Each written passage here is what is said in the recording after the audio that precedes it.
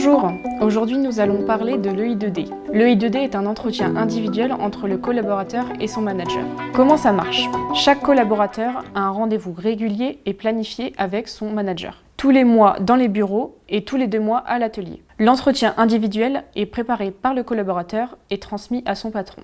Le collaborateur définit lui-même les thèmes sujets sur lesquels il souhaite travailler. Le collaborateur débriefe ce qu'il y a donné de l'énergie et moins d'énergie durant la période, ses plaisirs ou réussites et ses déplaisirs ou difficultés. Maintenant, nous allons vous parler de l'EI2D pas à pas. Comment démarrer? Nous vous invitons à laisser le collaborateur décider s'il souhaite d'abord parler de ses plaisirs ou de ses déplaisirs. Vous pouvez le questionner par exemple en lui disant « Par quoi souhaites-tu commencer ?» ou bien alors « Comment s'est passé le mois écoulé ?» C'est donc le collaborateur qui amène ces sujets. Le I2D est son moment à lui. Si le I2D a été imprimé, alors le collaborateur apporte le I2D et c'est lui qui le lit à son manager. Ce qui signifie que le I2D est un véritable temps d'écoute et donc pour cet entretien, le manager est en position d'écoute active, ce qui signifie qu'il a éteint son téléphone et qu'il est en posture d'écoute. Plaisir et ou réussite. Quand le collaborateur s'exprime sur ses plaisirs réussites, le manager passe du temps sur les réussites. Le manager renforce. Je vois que telle mission est une réussite pour toi, bravo. Le manager ancre la réussite. Raconte-moi comment tu t'y es pris, comment as-tu fait pour réussir, qu'est-ce qui fait que ça a bien marché. Déplaisir ou difficulté. Quand le collaborateur exprime un déplaisir ou une difficulté, il est particulièrement important que le manager le laisse parler et l'écoute. En effet, lorsque chacun vit un moment difficile, il traverse différents états émotionnels que l'on peut représenter par ce schéma. Nous traversons 5 états émotionnels quand nous vivons une crise ou une difficulté. Le premier état émotionnel, c'est le choc ou le déni. Ensuite arrive en phase 2 la colère ou la peur. En phase 3, nous sommes tout en bas de la courbe, c'est la tristesse ou la dépression. Et puis l'énergie revient, en phase 4, nous sommes dans la quête de sens et dans l'acceptation de la difficulté. Et en phase 5, nous avons retrouvé la sérénité et de nouvelles forces. Eh bien, c'est la même chose en EI2D. Si le manager n'écoute pas le collaborateur qui est dans la démotivation ou la colère, eh bien non seulement il ne l'aide pas, mais en plus il ne crée pas la confiance. Alors, pour éviter cet écueil, nous vous proposons de procéder en 3 temps. Premier temps, le manager écoute le collaborateur. Plus il écoutera le collaborateur, plus celui-ci se sentira compris. Pour écouter de façon active, il y a quelques règles. Ne pas couper la parole, laisser le collaborateur s'exprimer en laissant des silences, et enfin faire preuve d'empathie. L'empathie signifie qu'on se met à la place de son interlocuteur.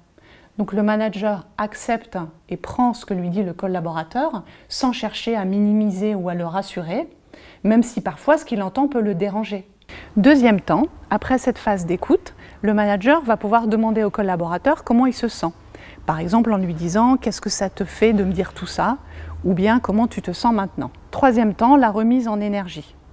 Il est temps maintenant que le collaborateur a exprimé sa difficulté, de l'accompagner pour retrouver de l'énergie et de la sérénité.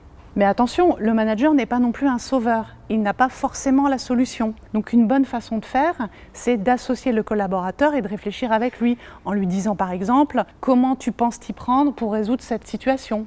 Ou bien alors, en lui demandant tout simplement « En quoi je peux t'aider ?»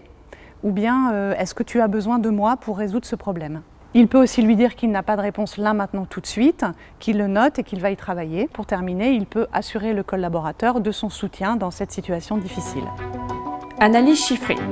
Cette partie concerne en particulier les collaborateurs en commerce et en production. L'indicateur chiffré à suivre sera à rechercher par le collaborateur en se posant ces 2 questions. Quelle est ta priorité, ta mission? Qu'est-ce que l'on va mesurer qui permettra de savoir comment tu avances dans cette mission? Exemple d'indicateur chiffré. Pour un opérateur porte, on pourra mesurer par exemple, sur la mission de montée en compétences, le nombre d'antipaniques fabriqués, et sur la mission de polyvalence, le nombre de demi-journées passées sur un autre poste. Les priorités. Il s'agit du moment de l'entretien où on va échanger sur les priorités passées, ce qui a été fait, réussi, et les priorités à venir pour le mois prochain. Autre sujet. Cette partie est optionnelle. Elle peut être abordée sous la forme « Y a-t-il un autre sujet dont tu aimerais parler ?» Voyons maintenant un témoignage d'un manager sur le I2D. Bonjour, donc moi c'est Manu, responsable de production chez Aluplastique. Ma première problématique avec le I2D a été la planification, l'organisation de ces entretiens pour ne pas perturber aussi la production et donc la productivité. Alors le I2D m'a permis à certaines occasions de pouvoir percevoir une problématique au sein de mon atelier avant que le conflit n'explose au sein même du personnel.